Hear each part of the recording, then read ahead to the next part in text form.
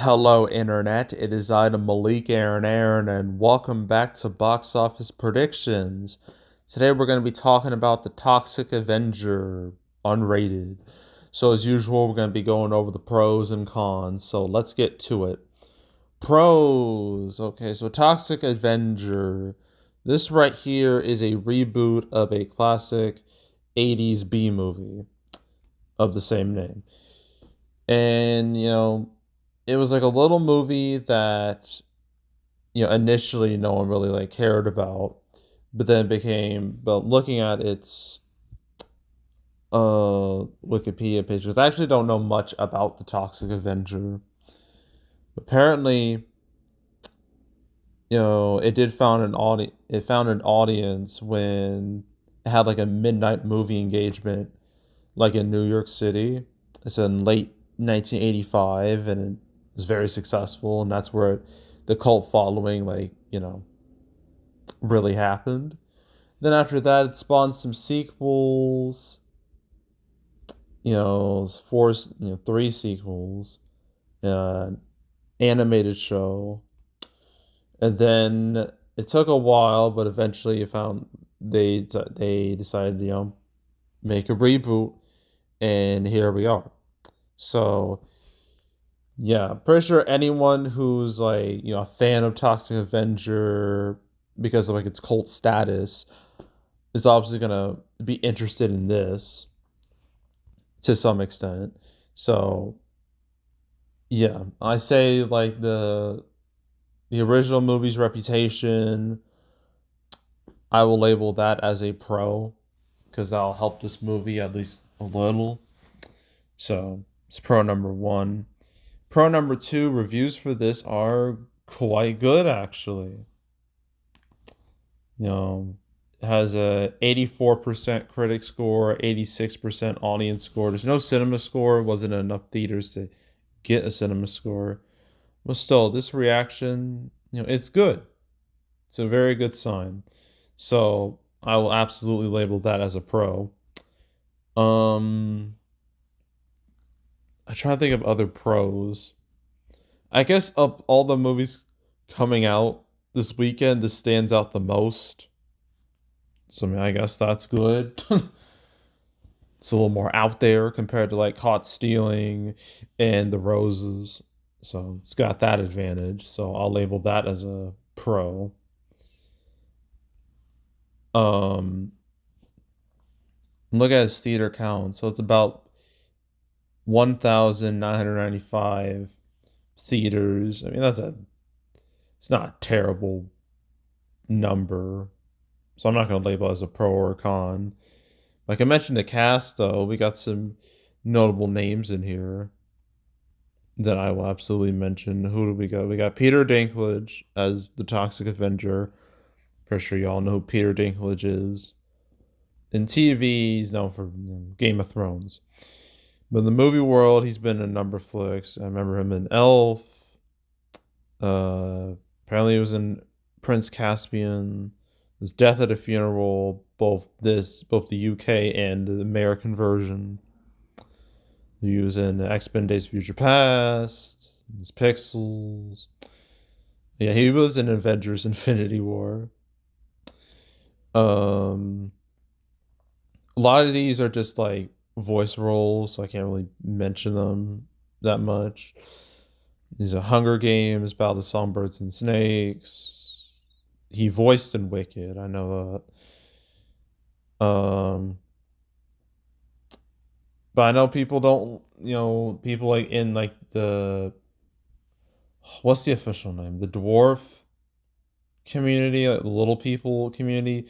They don't like him that much because of what happened with the Snow White remake, how he like complained about it, and so that resulted in Disney being like, okay, we can't have any like actual little people in this movie as dwarves, so let's not make them dwarves. And then that got backlash, and okay, let's make them dwarves, make them CGI, which was a stupid decision, terrible decision actually.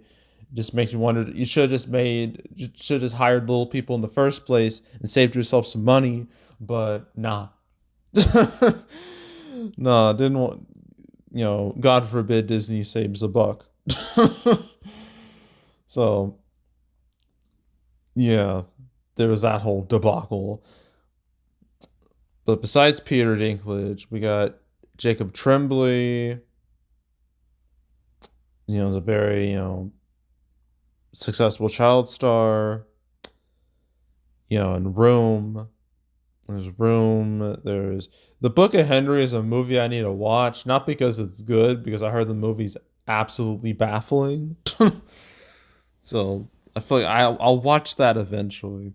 But Wonder was a big hit. The Predator is a movie we best not talk about, especially with Jacob Tremblay's character, where his character is autistic, and the movie like frames it as like being like this big like evolutionary like thing, like a superpower, and boy, people hated that. People really did not like that for a good reason. And Predator was a flop anyway, so yeah, best we move on. Then there's Good Boys, which was a hit. Doctor Sleep, which wasn't a hit. Apparently, you voiced in Little Mermaid. Life of Chuck, no one really watched that. Didn't he Yeah, I'm pretty sure he voiced in Luca from Pixar. Yeah, he did. He voiced in that. I don't know why it's not here, but I might as well mention it. So, and he's 18. He's an adult now. Oh God, like makes me feel old. Because I remember like seeing him as when he was just like a little kid. Now he's grown up. So yeah, who else do we have here? You have a number of people. Taylor Page, who was that? Uh, Nothing really to note. Really, I guess there's Beverly Hills Cop Axel F. Nothing else really. I guess we'll just not say anything more. Johnny Cohen, I don't know who that is. I'm about to find out. It's okay, not a whole lot here either. um, it's okay, just moving on. Maybe they've done stuff on TV and I just don't know. So Elijah Wood, Frodo himself from The Lord of the Rings. And let's see, there's like a number of movies here. There's Back to the Future Part 2. But he very much, I think he was like a kid when he made that movie. North, that's an infamous one. That's a movie that deserves to be forgotten about. Um, I see Deep Impact. I see The Faculty, Lord of the Rings, obviously. Spy Kids 3D. Oh my God, he was the guy. He showed up and was immediately killed. Immediately died. So, what was the point? See Eternal Sunshine of the Spotless Mind. I see Sin City. He was just an evil motherfucker in that. um, well, Happy Feet voiced, but that's just a voice role. Nine, same thing. Keep going. Oh, The Last Witch Hunter. No one remembers that. I'm pretty sure, like, I went to the bathroom, like, in the middle of the movie. Normally, I don't do that. I watch the whole movie no matter what. But in that case, yeah, I was bored out of my mind. So I just didn't care. And then he was in The Monkey earlier this year. So yeah, very much a recognizable face because of, Lord of the Rings being one of the most iconic trilogies there is. And then we got Kevin Bacon. A big, yeah, fanboy, I guess geek king, if you will, considering what he's been in. There's Footloose, the 80s classic. There's Friday the 13th. I forgot. I didn't know he was even in that. Apparently, he's one of the people in National Lampoon's Animal House. See Planes, Trains, and Automobiles, but I don't think he was a main role in that. See Flatliners. I see JFK, A Few Good Men, Apollo 13. Um, Hollow Man, Mystic River. What else? X-Men First Class. I think he was like the devil looking dude. I'm pretty sure. I think. Maybe I might be wrong. But I think he was like the main antagonist in that. It's Crazy Stupid Love. R.I.P.D. That's a movie I know is lost to the sands of time. I know damn well not a single human being out there remembers that. What else? There's Black Mass. There's, I don't know, Patriots Day. No one really cared about that. Oh, the Guardians of the Galaxy holiday special where Drax and Mantis literally kidnapped the guy to give to Peter, and he was very upset because he straight up said this is human trafficking. That was just something else. Oh no! Oh god, they slash them. That oof. Yeah, that's the movie. Everybody clowned on that one when it released. There's a Beverly Hills Cop Axel F, but that's a streaming movie, as is They slash Them and the Guardians of the Galaxy holiday special. It's Maxine, and now we're here. But yeah, Kevin Bacon. Everyone knows who he is at this point. So yeah, we got some recognizable faces in here, and I will label that as a pro. Obviously, so it's another pro. I think that's it. I'm pretty sure that's it. Can't think of anything else. Okay, so cons. A movie like this, the way it looks, this screams niche.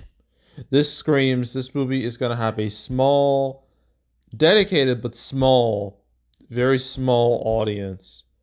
Like, it's not for everyone. I mean, it was never going to be for everyone, but this movie's guaranteeing like a small audience because of like what it is. Because you're gonna have people who don't know what the Toxic Avenger is. They're gonna be like, "What the hell is this?" But they're just gonna take one look at it and be like, "Oh, I don't know if I want to watch that." So yeah, this movie is guaranteeing itself a niche audience, and that could be a real problem. So that's a con. But sometimes a movie can like expand a little past a niche audience. Say Terrifier started very small, but then it grew with the sequel, and then the third movie it grew exponentially to the point where it became like almost like mainstream. So I don't think Toxic Avenger is gonna have that luxury. So yeah, it's niche, the neat, very niche feel. I'll label as a con. Another con is that we're in the end of summer, end of August. Very bad time for movies. This year's been very rough. Just a whole lot of nothing has come out. So yeah, that's obviously bad. So that's a con. And what else? Who's distributing this? Iconic releasing. What have they released? Uh, Not much really. Yeah, really, a whole lot. Just not much at all. Nothing really like serious. Um. Oh yeah, Jimmy and Stig's, a movie nobody watched. I made a prediction video for. Well, they did like release Terrifier 2, but Terrifier 3, I'm pretty sure that went to like Cineverse or something like that. And obviously Terrifier 3 was like a big hit. Yeah, but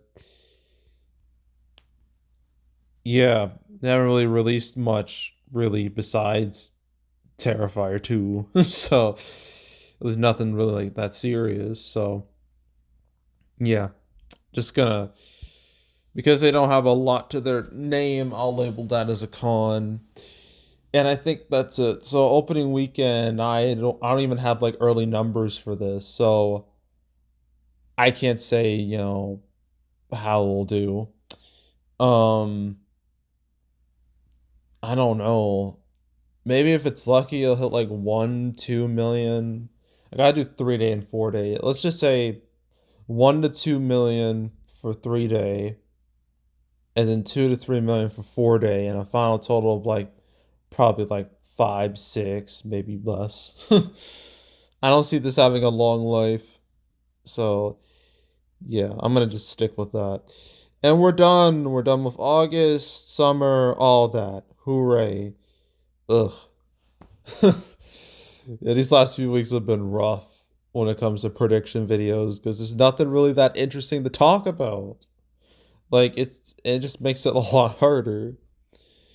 But now we move on to fall, move on to summer, September, and goddamn, there's way too many movies here.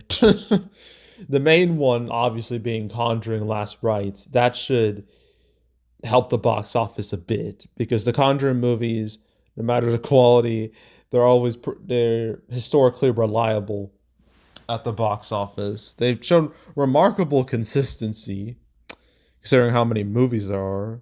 So yeah, that'll help. And then the Hamilton, theatrical release, that should help as well. Everything else, I think, is just gonna be just a lot of nothing. And that's gonna be the case for September, really. There's a lot of movies. They're flooding the market, which should be a good thing in theory, but more often than not, it just doesn't really help much. But we got some notable stuff here. I mentioned Conjuring, the new Demon Slayer movie, Infinity Castle. That movie's killing it internationally, especially in Japan, obviously. There's that. Down Abbey grand finale. There's Long Walk, the Toy Story re-release for its 30th anniversary. There's him. There's a big, bold, beautiful journey. Then we got Gabby's Dollhouse, some reason. One battle after another in Strangers Chapter 2. Yeah, September, I don't know. It could be interesting, but I feel like there's still going to be a lot of nothing going on. But what really sucks is there's going to be a lot of movies I'm going to have to be talking about, a lot of videos to make. That's not going to be fun. But what can I do? So, yeah, so that's it. That's all. Make sure to subscribe, like this video, leave a comment, turn on notifications, share the whole drill. And check out more videos like this. I got a playlist on the homepage, all previous prediction videos I made this year, the past few years. If you don't watch any of them, go right ahead. There's also box office recaps where I go over the box office results for any particular month. August recap, that'll be 2 weeks from now. I'm not gonna have a whole lot of August as a whole was not great. They had like two real standout performers in Weapons and K-pop Demon Hunters. Everything else, like there were no like major bombs, not nothing like catastrophic. So I guess that's good, but at the same time, it's just a lot of nothing movies. And even some of the better movies in August, they just did okay. So it's not going to be like a super interesting recap, but there's still stuff to talk about. And then you got my my summer recap, my two-parter, winners and losers. That'll be in late September. I feel like I don't know, looking at the way things went down, I feel like one of those videos is going to be more lopsided than the other. I'm pretty maybe, or it might just be even. I don't know. I have to really look at all the movies to determine where they stand. But yeah, stay tuned for those videos. But if you want to watch any of the past recap videos I made on the channel, you can go right ahead. There's also the canceled series where I went over all the movies that were supposed to come out but didn't. Never talked about Toxic Avenger once. So you want to watch um that whole series, want to binge it from beginning to end, all 250 episodes, I highly suggest you do that. So go do it. And yeah, that's it. That's all. I am out. Goodbye.